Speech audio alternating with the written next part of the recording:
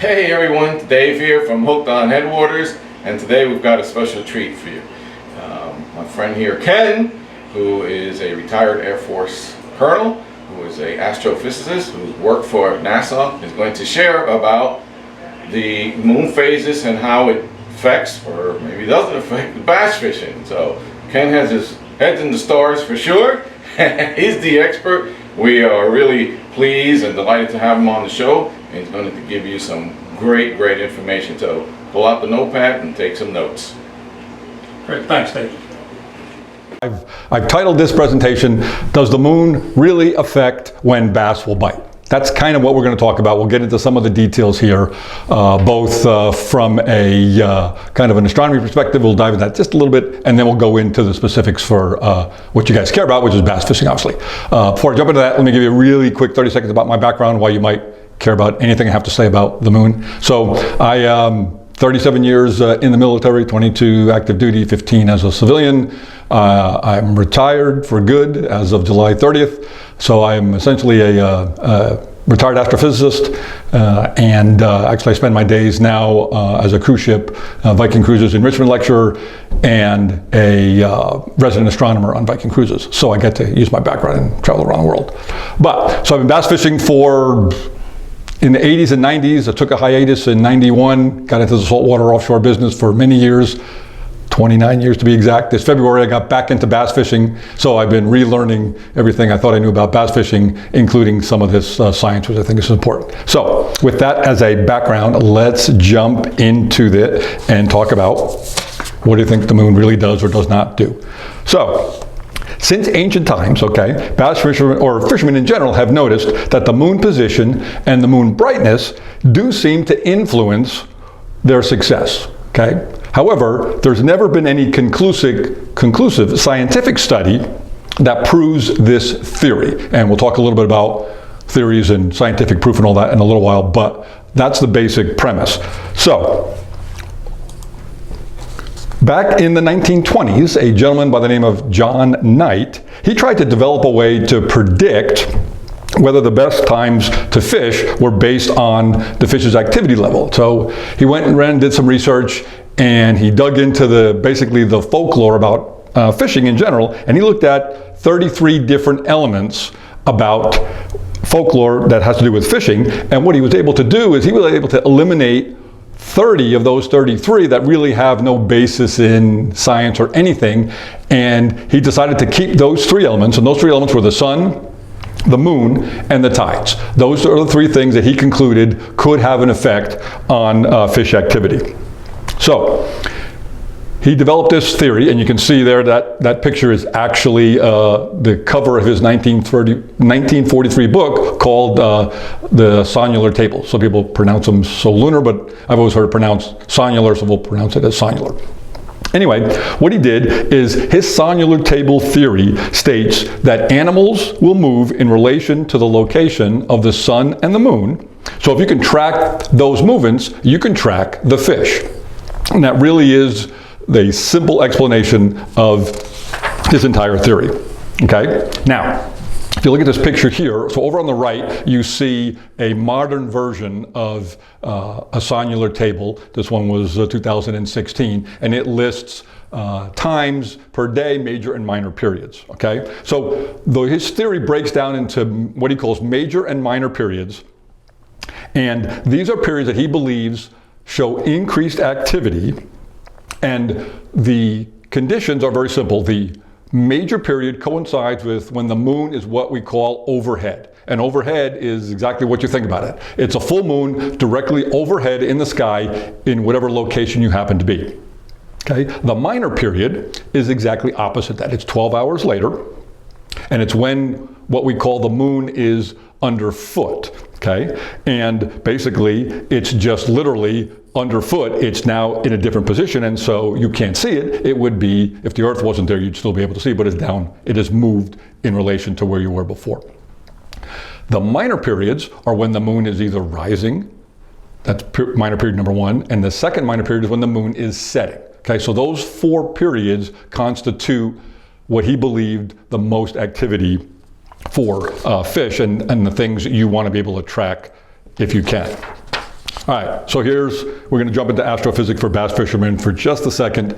I promise no equations, but for those of you that you probably all learned this way back when and probably have forgotten it, but if you look at the slide here, right, the moon has basically the gravitational forces for the moon are due to the fact that the moon is what we call tidally locked to the Earth, okay? So it moves in relation. If you look at the moon every night, we see the same face or the same side of the moon constantly. Well, we know the moon is rotating about its own axis. We know it's rotating about the Earth, and we know the Earth is rotating. So what's going on there? Okay. Well, the reason we see the same side all the time is because of this tidal locking. What happens is that the moon is rotating at such a speed that it makes one revolution in the same amount of time that it takes the Earth to rotate on its axis once. Okay, and so therefore, if you think about just a picture of it, you can look at this slide here as the moon is rotating. If you put a point on the moon and you track that point, while that point moves all the way around, the moon is also moving around the Earth at the same time. And so what happens if you get the exact right speed? That point is always facing the Earth as it moves around. Most people realize that, but that's what's really going on from an astronomy perspective. Okay, now, one important point is, remember, it doesn't mean that the side we can't see is never illuminated by the sun, and that's an important point, okay? The moon is rotating on its own axis, so all sides of the moon get the sun in a lunar day and night, just like here on Earth, but because we can't see the backside of the moon, we call that the dark side of the moon, but it's not actually dark. It receives sunlight half of the period during a day and dark of the other. Now, the moon takes 29.5 days to complete one orbit around the Earth. Okay, so the Earth is simultaneously orbiting the sun. Okay, the sun, the moon will be in different relative positions during a typical month, with the moon receiving the same amount of illumination all the time. Okay, this results, if you look at the picture, in what we call the 4 phases of the moon. Okay, first one everybody knows is called the new moon, right? The dark moon. You can't actually see the moon. If you look at this picture, that's because the moon is in between the Earth and the sun. This is how we get either a lunar eclipse in this case or a solar eclipse, is the moon blocks out the sun when they line up and you see a black disk and then you can't see the sun behind it. Well, when that position doesn't line up, the sun or the moon is blocked out by the sun's rays and you can't see the moon even though it's there. Okay? We then, as we're moving across, the next quarter is the first quarter. And moving clock or counterclockwise here, we then go and the moon is getting brighter every day. We then eventually get a full moon, right? The moon is overhead. We then pass that and we continue down, and we happen to call those the waxing gibbous and then the waning crescent, and we go into the third quarter and then back into the new moon again. That 4 phases completes the cycle that everybody is pretty familiar with, okay? But those are going to become important in John's solar theory. All right, so that's the basic, simplistic, what the moon is doing in relation to the Earth every day. So let's look at what the science, if there is any science, says about all this particular theory. Okay, one of the things the science definitely demonstrates to us is that the movement of the moon around the Earth gives rise to at least 2 environmental factors that could be significant for us. Okay, that's geomagnetic fields and the tides. And tides are probably the thing that we're most familiar with. Okay, and here's the next important connection. Animal physiology is affected by that geomagnetic field and by the tides.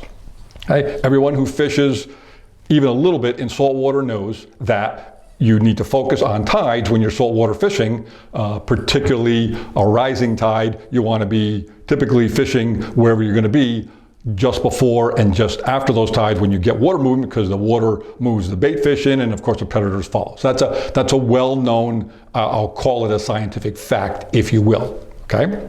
Now, in freshwater fisheries, right, lakes that bass fishermen like us spend our time in, we don't see those tidal effects. Believe it or not, there actually is, the moon's gravitational field does pull on all the water on the Earth, even lakes, but it doesn't, because the bodies of water are so small, you don't see these large movements in tides like you see in bays and oceans, but you can actually measure those small changes. Okay, now, more things is that the lunar illumination that we see in a typical 29-day cycle, it also seems to affect the predator-prey relationship. And there have been lots of studies in biology where they attempt to demonstrate this, and that's a reasonably well-known fact that's really not up for much debate in the biology community as well. Okay? There have been plenty of studies that show that bass do in fact feed more heavily at night than during the day. Okay? In particular, when the moon phase is the brightest, we see that this effect. So when you have a full moon during the night, that's when we see heavy bass feeding activity. And if you think about it, the reason for that is, in general, bright illumination at night makes it much harder for prey to hide, and therefore it makes it much easier for predators like bass to find them and eat them. And so that seems, even without all the science, that seems to make sense, okay? And in fact, that's what's going on here. Okay, so let's keep going here. All right, now, more science that biologists don't necessarily really understand that well, and that is, we don't understand how bass, if they can, track moon phase. Okay, you're like, well, how do they know that it's a full moon out and therefore, increase feeding activity because the prey is going to be vulnerable and they can start increasing, right? Quite frankly, don't know if they're actually doing that or not. Okay, but what some biology studies have concluded and have demonstrated pretty conclusively is that there is a relationship between invertebrate movement and changing illumination, and that's going to be really important. Okay, so when the invertebrate, however mechanism they're using it, they are able to increase their movements when they sense increasing light. And what happens there is, obviously, they become more vulnerable as they move. Now, when you see prey movement, now you get predator increased movement, which follows along because they're obviously looking for prey at all times, and they feed on them, and that is where you get this so-called increased bass activities, because it's really not the bass that are becoming increased with their activity directly. It's an indirect result of their prey clearly moving in relation to illumination, and so the bass are just following them. Okay? So what's probably going on, again, we haven't proved this, is that the sonular tables are basically productive because they're predicting invertebrate movement, and then by extension, they're predicting bass movement, which clearly follow invertebrate movement and prey movement as well. Now, there's a really cool study, I'm going to read this just so I get it right, but there's a famous study on mollusks in Northwestern University, and it involved, they took the mollusks, they took them out of the East Coast to a lab in Chicago, okay, so a long way away. For 2 weeks, these mollusks continued to open and close their shells in synchronicity with tidal forces along the Atlantic Ocean where they came from. Okay, but then what happened is they resynchronized their biological clocks to a theoretical tide cycle that would have occurred in the Midwest had they been submerged underwater in the Midwest. Okay, so what's going on here, right? Clearly these creatures sensed somehow and reacted to the moon's position, and therefore they started doing their normal thing, but at different times because they were in a completely different location. Actually, pretty interesting study. Now, unfortunately, it's nearly impossible to do an actual scientific study to prove or disprove the sonular table theory. And the reason is pretty simple. There are just way too many variables that determine whether not only will bass bite prey, but will you catch one, which is really what all bass fishermen care about. They don't really care that bass are feeding. We want to present the lure and hope they eat it, okay? And so if you think about it, if you have any, right, if you remember back in high school, if you have an equation with 5 variables, you need 5 equations or they're not solvable. Well, if you think about bass fishing has 10 equations and 100 variables, and so it's not really solvable the way we think of in scientific terms. And then the other thing is when you think about things like weather and you think about fluctuating water levels, which pretty much all bass fishermen realize, whether they use it or not, do affect bass movement and whether bass bite, they can have a very large effect on whether bass bite. And again, the sonular tables have nothing to do with fluctuating water levels or the local weather the last day or two beforehand.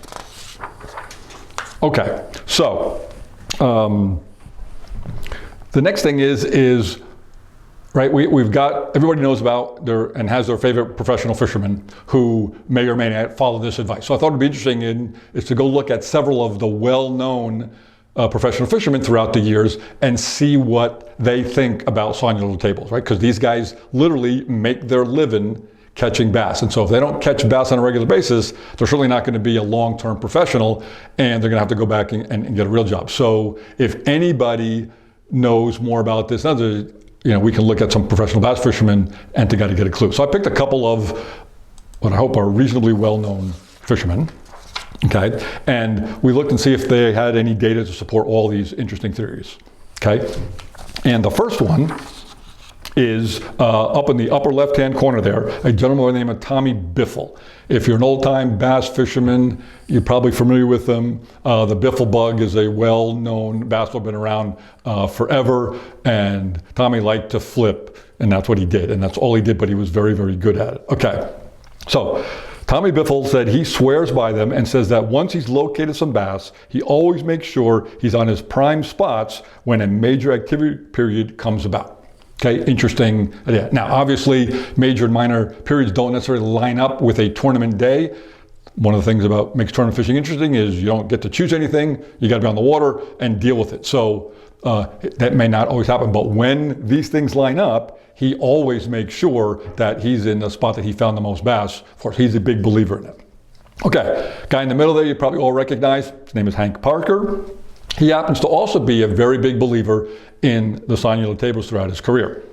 However, he's got an interesting twist on this. What he said is he does not look at them during a tournament.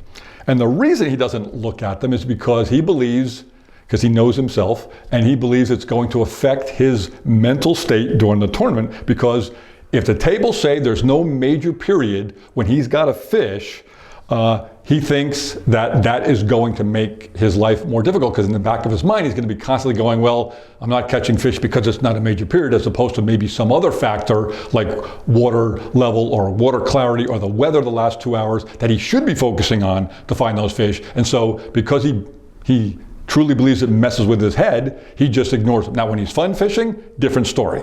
He's a big believer in them as well, and if he can, he tries to be in location during major and minor periods. Okay, and the last one is Randy Blockett. Randy's an interesting guy. If you're not familiar with him, I would encourage you. He's got a YouTube channel called Intuitive Angling with Randy Blockett. He's also hooked up with a kid named Johnny, I forget Johnny's name, but Johnny has a website called Fish the Moment. And they put out some amazing content that is based on learning how to find fish and catch them. No fluff, just hardcore technique stuff. So if you want to do that, I would encourage you to look at that. But Randy is a shallow water angler. He's not an offshore guy, even though he can fish, but he spends his time mostly shallow water. Okay?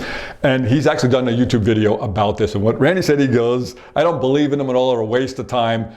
I don't care about moon phase. It's irrelevant. Okay? Completely opposite to these other pros.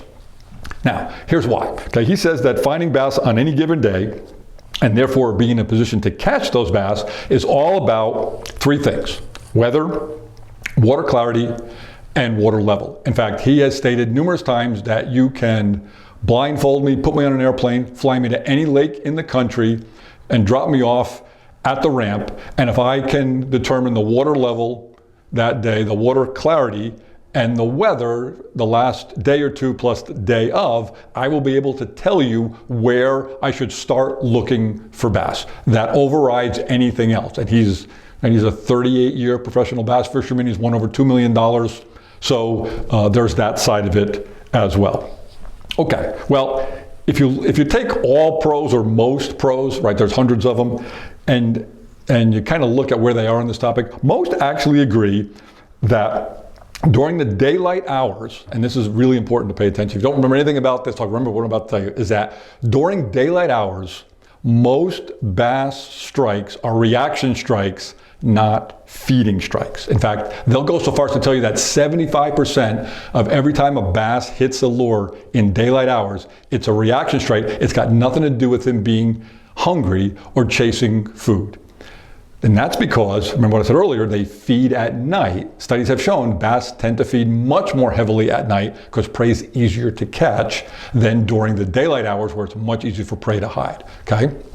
So, and that has profound effects, which we're not going to talk about here, but in your fishing techniques, if most of the bass strike because of reaction strikes, you want to be thinking about how to use reaction type baits and techniques, because that is probably more what's going to happen than putting a lure in front of that looks exactly like that shad and they're going to bite it because you fooled them into thinking it's a live bait fish, okay?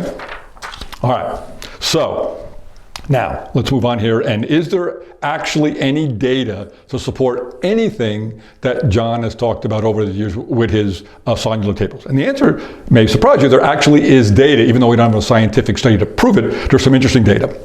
1982, a gentleman by the name of Ralph Mann, who's essentially a fisheries scientist, and he worked for In Fishing magazine. I'm sure everybody's familiar with that, been around forever.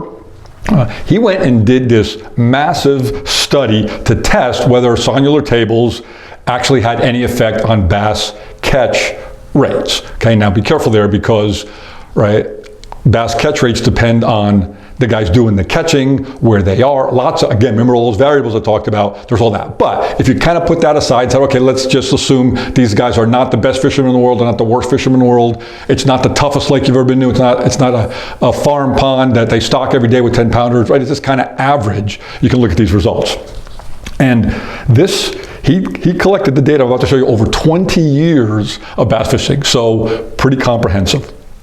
2000, and the table here on there is a simple boil down overall of all his study results.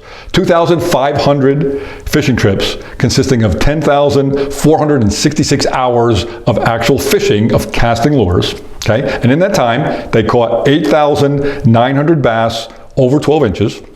They got 371 bass over 5 pounds, and they caught 40 bass from 8 to 10.8 pounds.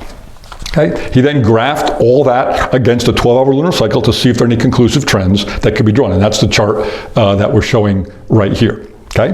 And so what does the result tell you? Well, in a nutshell, it says that catch rates were significantly higher when the tables indicated at least 1 hour after the midpoint of a major activity period and 2 hours after the midpoint. Okay, so the major activity period is not a point in time, it's several hours. So take the middle point of that block of time, and the most bass were caught just before and a little bit after that midpoint. So right in the sweet spot, if you will, but bass were still caught more during that major period, in my period, than not. Okay. Lower catch rates were recorded in the hours before a major and before a minor period as well. Again, kind of leaning credence to that before a major and before a minor, there's nothing, right? It doesn't have one of those periods, and you would expect that, if you believe the tables, not to be as good, and the catch results seem to bear that out, that it was not as good. He also ran some standard statistical models against the data just to make sure that the results were not random and that they actually had some significance, and they did show statistical significance, which is important if you want to draw some conclusions from this data, which we're going to do right now. So I'm going to give you a couple of conclusions I think that can generalize everything you've just heard. This is kind of the takeaway that you want. So conclusion number 1. If you have the luxury of choosing when to go fishing, okay, consider being on the water shortly before any major or minor activity period and be at your prime location when that period occurs. Okay? We don't all have that luxury, but if you do, right, us retired dudes, I can now pick pretty much whenever I want to go. So I watch these YouTube videos of the guys, well, you know, when you're fishing in heavy rain and it's 30-mile-an-hour winds, I laugh and I said, I'm never going fishing in that kind of weather. Okay, I don't have to. Okay, but so if you get to choose, this is kind of something to give consideration to. Number 2, do not rely 100% on sonular tables or discount them completely for determining when you want to fish. It's one more tool in your toolbox that I think you ought to use, but I would not put 100% stock in it, nor would I discount it 100%. Number 3, weather, water clarity, and impoundment water fluctuation also play a major role in locating bass, and their willingness to strike a lure can easily override any sun or lunar effects. And that's been proven time and time again, so don't forget about them when you are trying to determine the best time to go if you get a choice. Or if you're out on the water and you're watching things go on and there's a major shift in weather, you should be thinking about changing tactics or changing locations, regardless of what the Solunar told you to be at. You might want to think about that because that does tend to override it. All right, number 4. This is number 2. If you don't remember anything about this, remember this one because it's really, really important. When shad are present, the Solunar tables are irrelevant. Okay, let me repeat that for you. When shad are present, the Solunar tables are irrelevant. Bass feeding periods are tied to when and where shad show up, and shad are not affected like invertebrate with lunar movement. Okay, you need to really pay attention. So if your lake or impoundment or wherever you primarily fish is a predominantly shad, or like you're up at the TVA and there's blueback herring lakes, things, and invertebrates are not the major food source, you can safely ignore Solunar tables and go back to using other methods, and you will not have to look over your shoulder and go, I wonder if I should be looking at the moon, because it really doesn't do that. But that's where shad are predominantly the major food source for bass. Okay, now, without the shad, right, bass turn to sunfish as a predominant prey, and they've also noted, and there's been studies that have shown that sunfish activity seems to be more linked to the lunar forces, just like invertebrates. Okay, lunar effects seem to be very pronounced on insect larvae. Okay, and we know that panfish love to eat insects and larvae and things like that, and therefore, again, this connection that the feeding seems to be linked to this effect. So if there's lots of panfish, bluegill and things in your reservoir that they feed on, again, you can use the Solunar tables to reasonable effect. And then the last one. So while not a proven theory based on the scientific method, and I won't bore you with the scientific method is, but just trust me that the Solunar tables did not use the scientific method to prove or disprove what he was doing, there does appear to be ample experience-based evidence that Solunar tables can help bass fishermen predict when game fish are likely to be more active and therefore likely to be feeding more and therefore willing to strike a bait. Okay? Again, these are generalities, but the experience-based data we have, and it's all experience-based, so it's real, seems to point in that direction.